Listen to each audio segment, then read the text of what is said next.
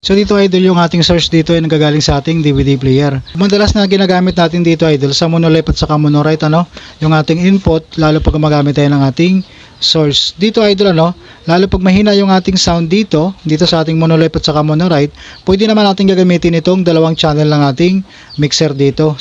So yung gagaling sa ating DVD player, pwede natin gagamitin dito sa dalawang channel ng ating mixer dahil yung ginagamit natin dito dual 6.35. So magagamit yung dalawa dyan, So mas malakas ang signal dito idol pag ganyan na gagawin natin. So yung ating equalizer dyan, ayan, nakapantay lang siya, puro gitna pati yung ating pan dito.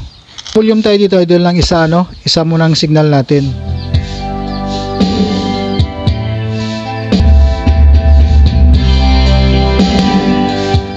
Ayan, so mas malakas yung sound natin dito lalo pag ganitong gagawin natin, Pag mahina yung monolith at saka monorite natin dito, pwede tayo gumamit dito ng ibang channel sa ating mixer. So pwede natin na dalawang input gagamitin natin, pwede din yung kahit yung isa wala nang connection.